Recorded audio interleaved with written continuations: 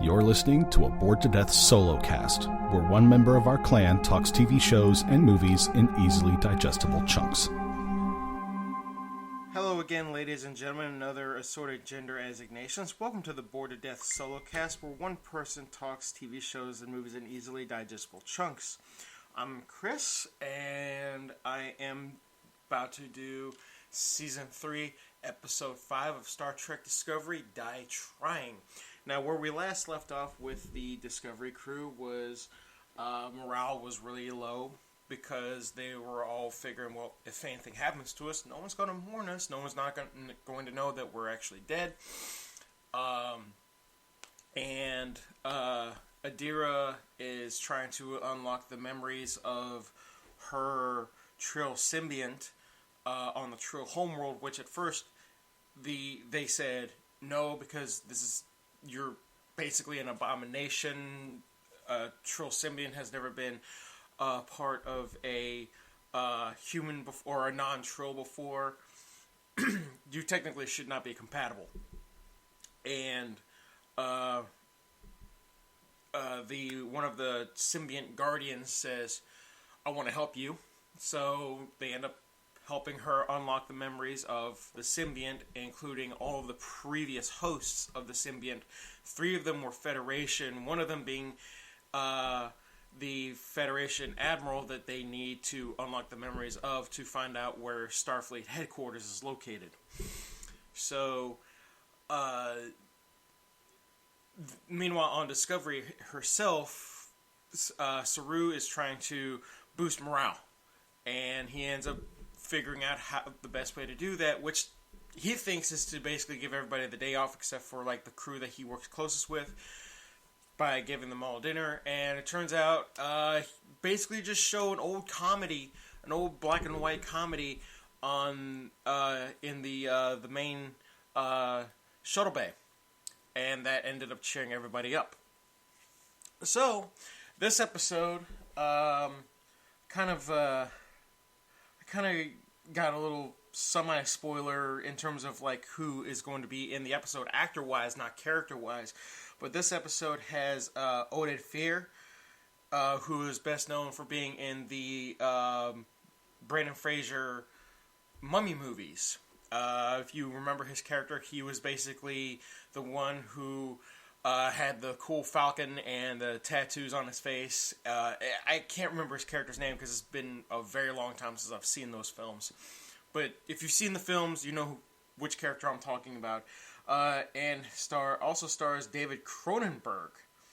And that was a little unexpected. If you don't know who he is, he has done movies like Scanners, Dead Zone, Videodrome.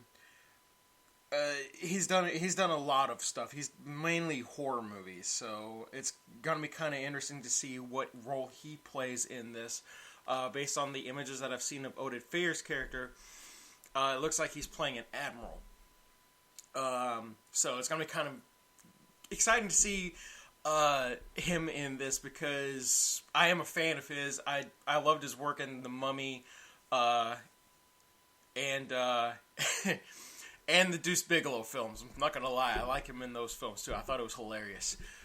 So this episode is Discovery reuniting with the Federation, finding out what remains of Starfleet and the Federation, and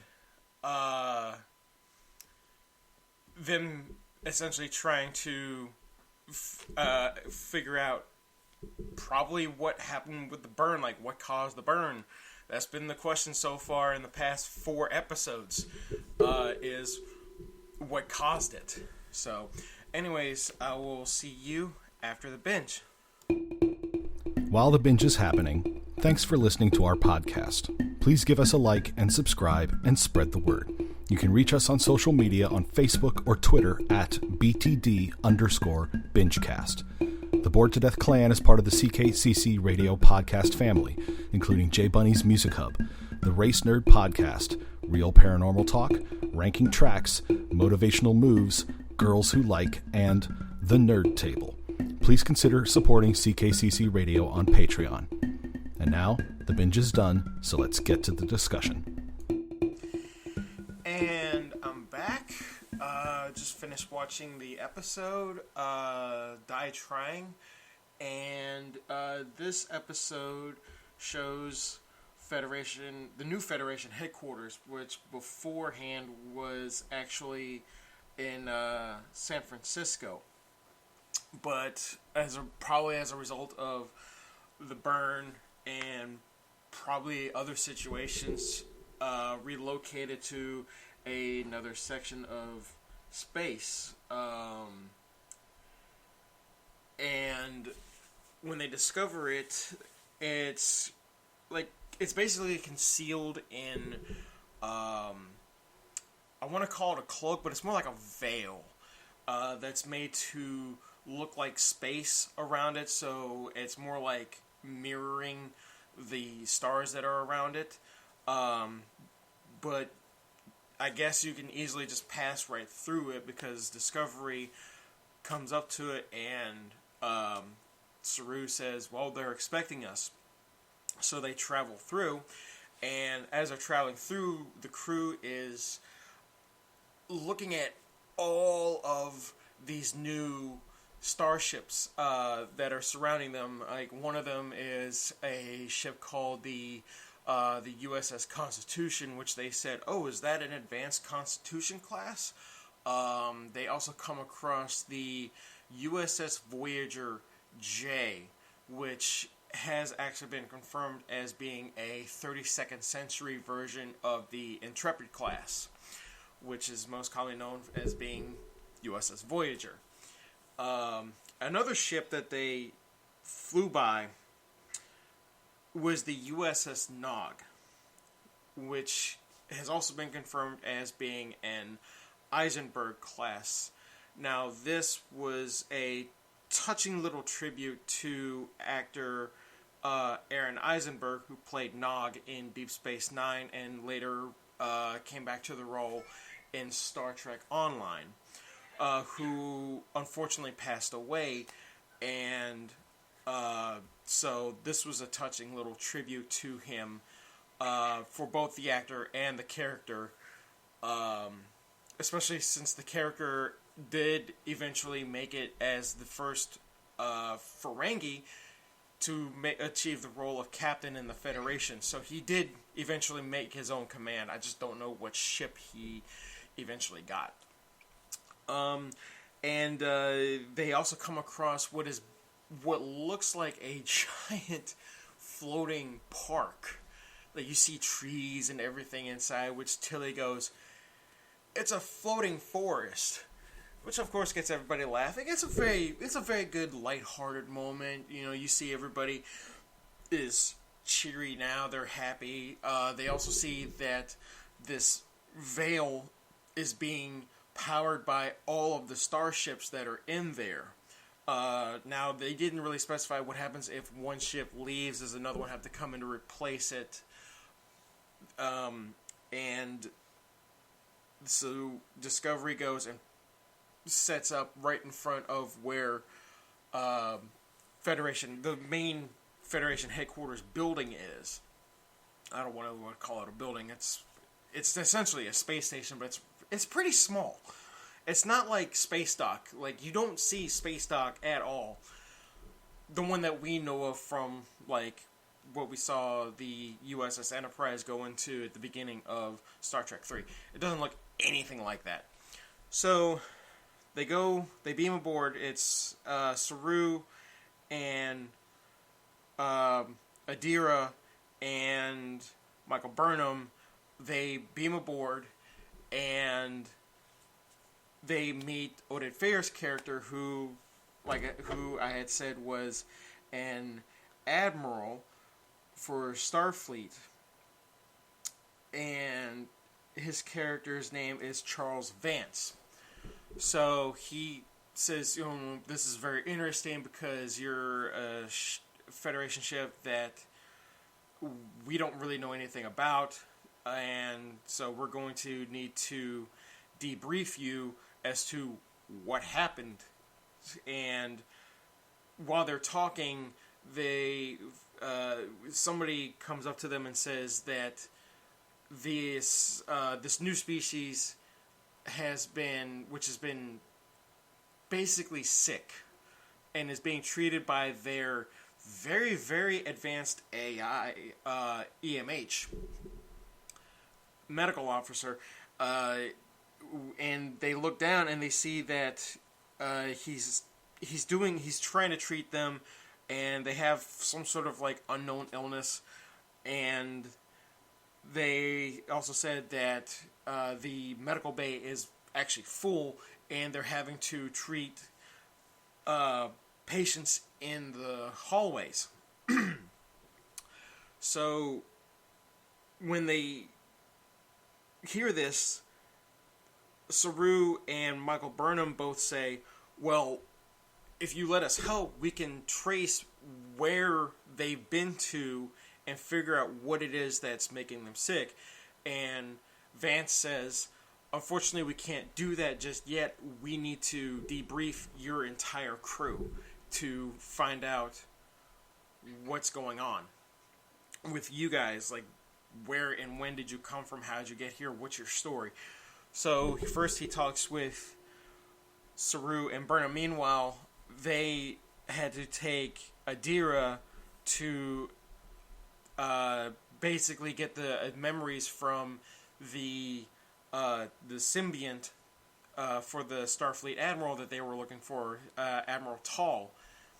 And so she gets whisked away, and they are talking in the Admiral's office, and he says, I honestly don't really believe that you, and mind you, they told them essentially everything, Control, Section 31, the Sphere, and the reason why, and the Red Angel, and he says, well, we don't have any record of a Red Angel or Control or anything of that, and our history says that USS Discovery was destroyed in 2258. So you are sitting right here, but at the same time, he's kind of like having a hard time trying to piece everything together and believe what they are trying to say. And this is when he says, I need to go and debrief, or we need to go and debrief your entire crew. If everything that they say matches up with what you say, then yeah, we'll basically believe you. So that's what they do. And the person who they actually get like a hologram to talk with the crew, and they get two for some reason to talk with Philippa Georgiou, and this is where Michael Cronenberg's character comes in, and Georgiou actually figures out how to disrupt the holograms by blinking really fast. It gets explained in the episode. So she turns and looks at him and says, you're not a hologram, you're real, and what's your story? And so the two of them get to talking, and he says that his birthday was April 5th, which is First Contact Day, and he is well aware of the mirror universe, and he goes and says that it's been 500 years since last contact with the mirror universe, and that the Terran Empire fell apart. And if you go back and you watch Deep Space Nine, and you watch the Mirror Universe episodes, that is actually what happens, and it goes back to when Spock, Mirror Universe Spock, became the Emperor of the Terran Empire, because it dissolved because of him taking what Prime Universe Kirk had told him in terms of, like, this is how you can make things better for everybody. And that, unfortunately, made the Terran Empire way less cruel, and other alien species like the Klingon Empire, or what was left of the Klingon Empire at that point, led them to rise up against the Terran Empire and overthrew them and basically turned humans into slaves. Hence why you saw the ones in the Mirror Universe on Terok Nor, or Deep Space Nine, if you really want to call it that, in the Mirror Universe, why they were all basically working in like the mines and why they were all essentially slaves at that point. So anyways, Philippa learns that, and it looks like it just like completely breaks her. And the fact that Cronenberg says, there's no real reason for you to be here, so there must be somebody on this ship that you actually care for. And she just kind of just gets this blank stare on her face. So meanwhile, Admiral Vance tells Burnham, and we also find out that Saru's people in the 25th century actually became a part of the Federation, which he was actually happy to hear. But Vance also tells Saru that they have not heard from his people in quite some time now because of how far out their planet is. And because, well, no dilithium, so they're not really able to travel out that far. There's probably like a distance that Federation ships can actually travel to at this point because of the lack of dilithium. So he tells them, so what we're going to do is we're going to take your crew and we're going to assign them all to different ships. We're going to study the spore drive to essentially replicate it and to add it to other ships. And we are going to retrofit Discovery, which heavily bothers Michael and Saru. And she says, why don't you just send us out to find out how to cure this illness? We're a science vessel. We know what to do. We have experience already working with the spore drive. We can go out and do this ourselves. And so he basically says, okay, but I'm going to send this officer to go with you to essentially keep an eye on you. So Michael actually ends up taking command of Discovery. This is the first time we see her take command of any ship, really, because, granted, yeah, she tried to overthrow the Prime Universe Philippa Georgiou on the USS Shenzhou in the first two episodes, which led to a mutiny, which led to basically the start of the whole Klingon War with the Federation. So we get to see that, and they end up using the spore drive to go to an ion cloud, which is where a ship is that the crew is basically Nan's people. Nan is the chief security officer who transferred from the Enterprise. And she says, well, I haven't seen any of my people since I joined the Federation. And she said that when she joined Starfleet, her family was actually devastated because it means that they would never see her again. And she says, well, I can't imagine how they must have felt after I died. So they go into this ship after pulling out with a tractor beam, mind you. And while they're on, so her character has these like breathing devices on her, or on the sides of her face. And when they come on, she just goes, because it's the environment of her planet, she just goes and pops them off, and her eye color changes when she goes to her more natural environment, which Michael notices, where she says, your eye color changed. She goes, well, different environment, natural me.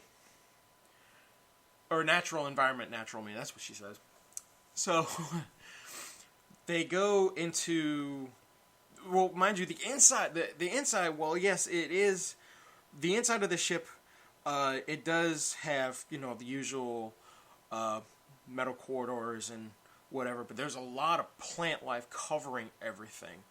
and it turns out basically the captain of this ship is a scientist. This is a science vessel, and these plants have the cure that this species needs, and they find out that the head scientist of this ship is out of phase, and they don't know why, and they think that it has to do with the fact that it has to do with the ion storm that they're in.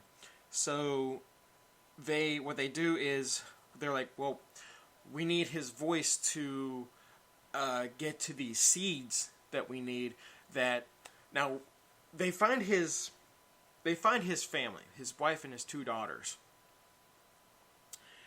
And unfortunately, the 3 of them are actually dead, but he's keeping them in stasis because he's still trying to save them. He has not accepted the fact that they are gone.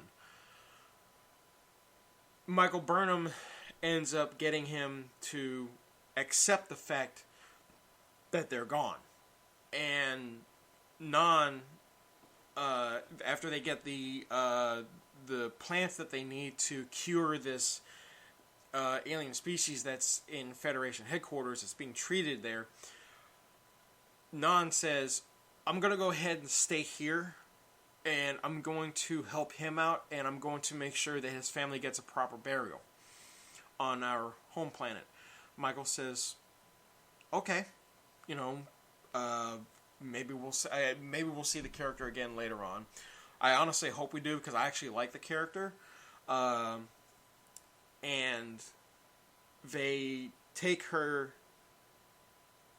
and leave her there, and Michael leaves, and she looks out the window and watches Discovery use the spore drive and leaves the area. And that's the last we see of Non. So they go back and tell Admiral Vance, like, hey, we did everything. We successfully did the mission. He says, yes, I read the reports, and now we can cure these people. And he asks them, is there anything else that you need to know? And Michael says, the burn. And he goes and says that the burn it happened like 120 years ago. It's still a mystery, which I can already tell is going to be explored throughout the rest of this season. So, meanwhile, Philippa Georgiou, she was basically, like I said, I feel Michael Cronenberg's character obviously said something to her that it looks like it just broke her. So Michael sees her standing in on one of the decks and walks up to her and says, Philippa? No response. And then she goes, are you okay? And then she looks over at Michael and says, why would you ask me that? And then just walks off. So something is obviously wrong with her.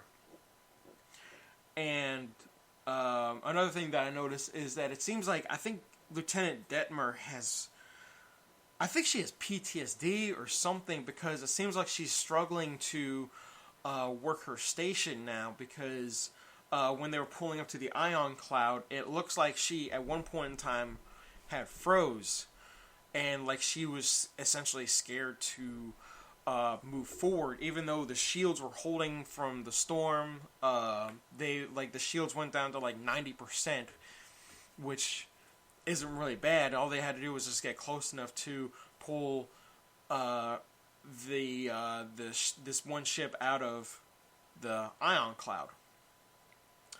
And so Vance ends up telling Saru and Michael that they are basically under his jurisdiction now, which means that they go and do whatever he says. They both acknowledge it. And the episode ends with Michael and Saru standing by a window on Discovery saying that while it doesn't feel like home, it eventually will.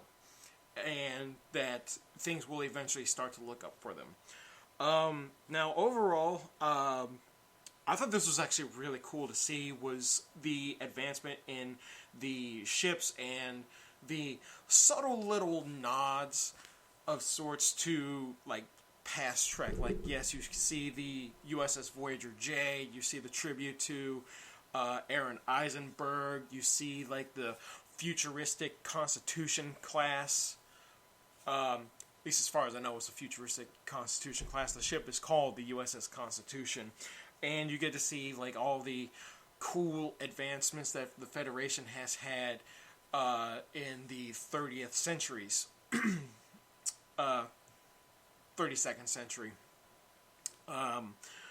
And I'm still curious as to what's going to happen next, essentially, because the preview for the next episode, it shows Book coming back, and it looks like he's on a prison planet, and I think they're also going to explore a little bit, because it showed in the first episode that the Orions and the Andorians were working together. I don't know whether or not the Andorians left the Federation and joined the Orion Syndicate. That's how it looks.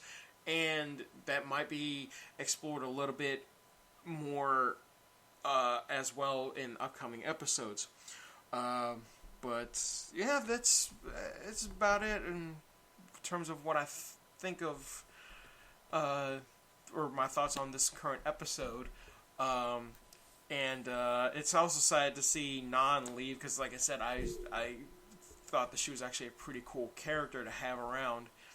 I know they didn't really do a whole lot with her, but still, it's interesting to see newer aliens in Star Trek. So, anyways, I'm Chris, and I will see you next time. Bye. Thanks for listening to the Bored to Death Bingecast. Be sure to check out our library of past podcasts via CKCC Radio or via our YouTube channel, and give us a like and subscribe. We'll see you after our next binge.